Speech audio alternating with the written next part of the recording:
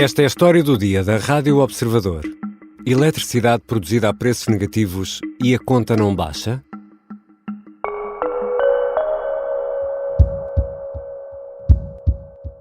Então vamos aos preços da eletricidade e do gás que vão baixar. E não é pouco. Recebi ontem o Aliás, e-mail a dizer já isso. recebeste o e-mail. A abrir a rubrica das manhãs da Rádio Observador Boa Moeda, Má Moeda, Maria João Simões e Paulo Ferreira conversam sobre a previsível descida nos preços da eletricidade.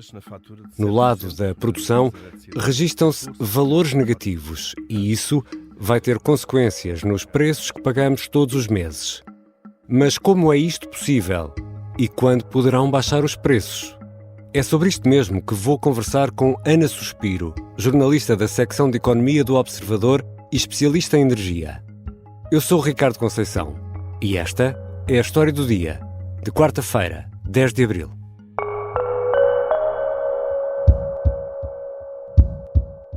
Bem-vinda, Ana. Olá, Ricardo. Tivemos em Portugal produção de energia a preços negativos, foi isso que aconteceu? Aconteceu que durante algumas horas do dia, e é preciso perceber que o preço varia todas as horas, tivemos preços praticamente negativos, ali um bocadinho abaixo dos 0 euros. E como é que isso acontece? Isso acontece porque a oferta é superior à procura e acontece quando a oferta é toda ela, praticamente, de produção renovável que não se liga nem desliga. Aproveita-se enquanto está sol, estamos a produzir energia solar, enquanto está vento, estamos a produzir energia eólica. Isso quer dizer que estivemos a produzir energia a mais e que essa energia vai para o lixo, não pode ser guardada em baterias ou exportada? Esse é o grande problema da energia renovável, é que não é fácil de ligar e desligar quando é necessária. E não pode ser armazenada, com uma exceção, que são as barragens, não é? As barragens são grandes bacias de armazenamento de energia, mas, como temos visto nas últimas semanas e até meses, Portugal e Espanha têm sido atravessados por vários fenómenos climáticos. Exatamente. De chuvas excessivas, e o que acontece é que tens as centrais, muitas centrais elétricas estão cheias de água, têm que descarregar. Tem que fazer uma descarga de segurança, tem que fazer descarga, quer dizer, estar a fazer a descarga e não ganhar dinheiro nenhum com isso e não produzir eletricidade nesse processo não faz muito sentido. Portanto, isso também tem feito com que haja esse excesso de oferta, e também porque nós temos uma combinação este ano, se calhar pela primeira vez, mas vai provavelmente marcar o futuro, é que temos muita água nas barragens, que é uma coisa que já não acontecia, se calhar, enfim, aconteceu há 2 anos, mas pronto. Menos no Algarve. Menos no Algarve, onde também não se produz eletricidade por via hídrica. Temos muita água nas barragens e temos hoje uma potência, uma capacidade de produção renovável de outras fontes muito maior do que o que tínhamos no passado. Eólica e de... Eólica e solar. E houve, neste caso, produtores, a piada é óbvia, mas a desligar o interruptor porque a energia a ser produzida era tanta que levou a isso, levou a que produtores desligassem o interruptor? Houve produtores obrigados a desligar. Obrigados? Não direi propriamente obrigados, mas terá havido. Isto não é uma coisa muito oficial, mas há vários analistas que olham com atenção para o mercado e que dizem que nós tivemos um processo em que a REN, que é a empresa gestora de rede, terá dado ordem às centrais solares em particular para desligarem, pelo menos uma grande parte das centrais. Isto porquê? Porque nós verificamos, quando olhamos para a oferta de energia por tipo de tecnologia ao longo do dia, verificas que há ali uma altura em que o solar reduz de forma muito acentuada, sem que tenha havido uma alteração, sem que tenha havido propriamente uma nuvem gigante a tapar o sol em todo lado. Exatamente. Portanto, deduz-se que houve uma ordem para desligar as centrais, precisamente porque estava a haver um excesso de oferta face à procura, e o sistema elétrico obriga que a cada momento a eletricidade que entra na rede seja exatamente a eletricidade que é consumida, porque senão há um blackout. E tendo a capacidade de produção que temos e o tempo, estou a falar da meteorologia que temos, isto pode voltar a acontecer? Tem vindo a acontecer, aliás, preços negativos aconteceram, era uma coisa que acontecia muito na Europa, na Europa Central, enfim, nós também somos Europa, mas menos na Península Ibérica, e está a acontecer este ano muito na Península Ibérica, portanto, há vários dias, tem sido vários dias seguidos em que se atingiram preços muito baixos e em algumas horas, por exemplo, a negociação que ocorreu esta terça-feira na Bolsa de Eletricidade, que é a Bolsa Ibérica, e que define o preço da eletricidade que vai ser consumida na quarta-feira, variou entre os 35 euros por megawatt-hora e valores negativos. Portanto, tu tens de facto uma oscilação e depois o preço médio foi menos de 2 euros por megawatt-hora, o que é, há 2 anos atrás estávamos com 200 e tal euros por megawatt-hora. Já voltamos à conversa com Ana Suspiro, jornalista do Observador, especialista em energia. Ora, se o preço da produção cai, se anda aqui em valores negativos, o valor da fatura lá de casa ou da empresa não deveria acompanhar? Esta é a Operação Papagaio, uma série para ouvir em 6 episódios que faz parte dos Podcast Plus do Observador. Episódio 6. A mensagem perdida. Pensamos que ele tivesse morrido. A família tinha decidido que ele estava morto porque devia ter vindo. Pode ouvir todos os episódios no site do Observador, nas plataformas de podcast e no YouTube.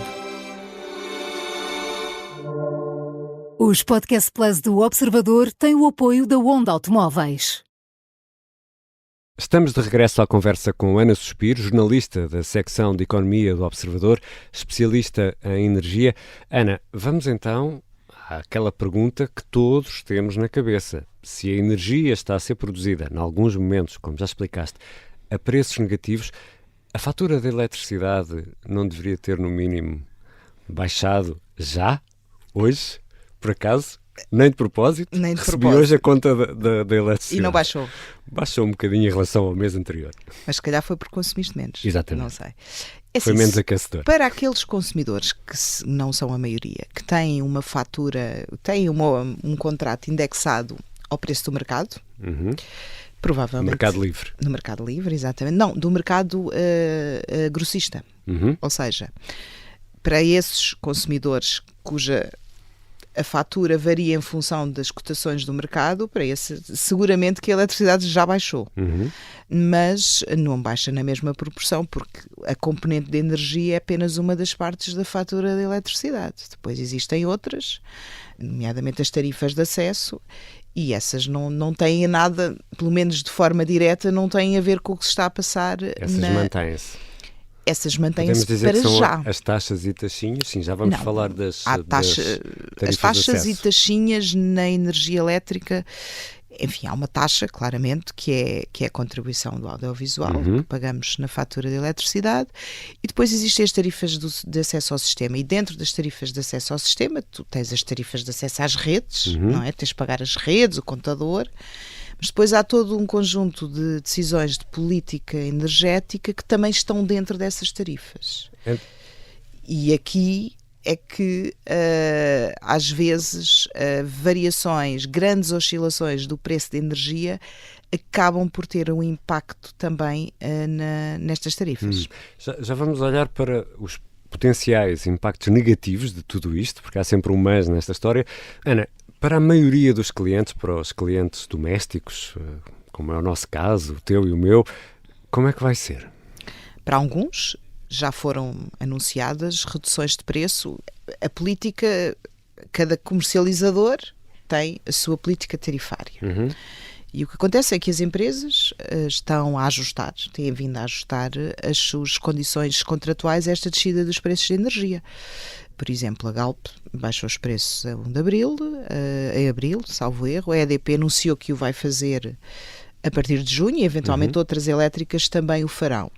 Depois há um conjunto de cerca de mais ou menos 1 milhão de famílias que está na tarifa regulada, e para esses a evolução do preço depende de uma decisão do regulador, que é a entidade reguladora do setor energético, que fixa os preços para o ano, mas que se houver variações muito significativas no preço de mercado face àquilo que eles previam, eles fazem ajustamentos trimestrais ou fazem revisões excepcionais, e isso ainda não aconteceu. Mas vai acontecer? Eu acho que tem que acontecer, porque a ERSE, que é a entidade reguladora dos serviços energéticos, previa para este ano um preço da eletricidade médio de 88 euros por megawatt-hora. Portanto, Mas está muito abaixo, não é? Como com disseste há esta pouco. diferença, obviamente que isto vai ter que mexer de alguma forma.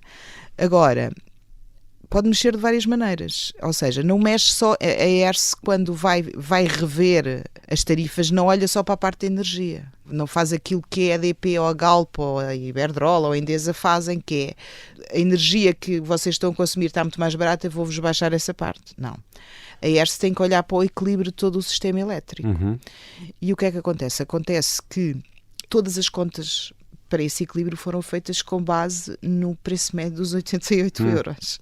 E as empresas que esperavam receber isso não estão a receber isso, não é? E Ou seja, vai daí está-se a podemos criar um enorme ter um problema. desvio.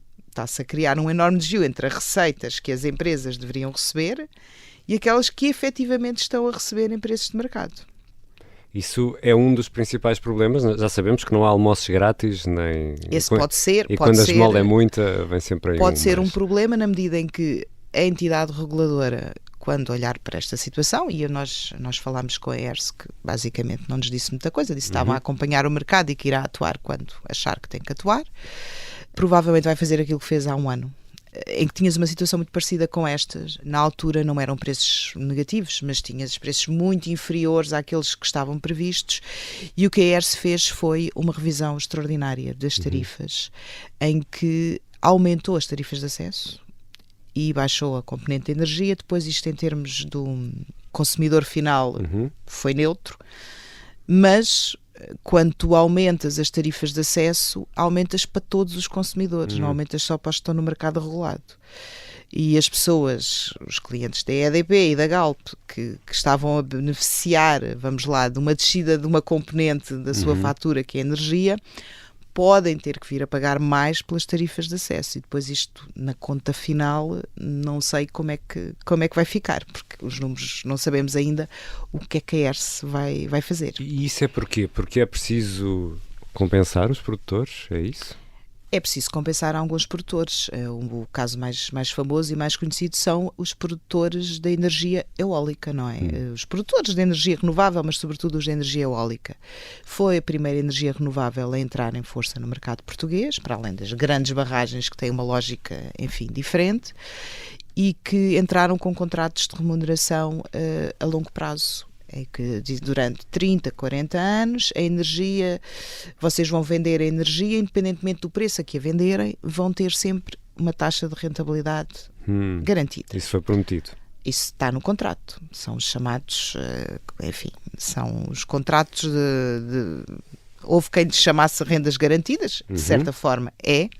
Também existiu nas outras centrais, nas centrais da EDP e na central a gás de turbogás. Não vamos falar dos COMEX agora. Veja. Eram os COMEX, exato, os COMEX já acabaram, mas nas renováveis mantém-se bastantes contratos destes, e o que acontece é que quando o preço do mercado não permite atingir aquela remuneração que está no contrato, as tarifas pagas por todos os consumidores têm que compensar esse desvio. Ou seja, tem de haver uma espécie de tarifa mínima, é isso?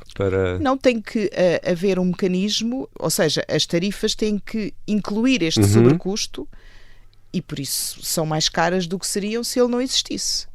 Portanto, estes contratos, quando o preço de energia está muito caro, ajudam-nos, porque como recebem abaixo do preço do mercado, dão-nos aqui um seguro e permitem que o sistema elétrico português tenha preços mais baratos do que, por exemplo, Espanha. Isso aconteceu há 2 anos.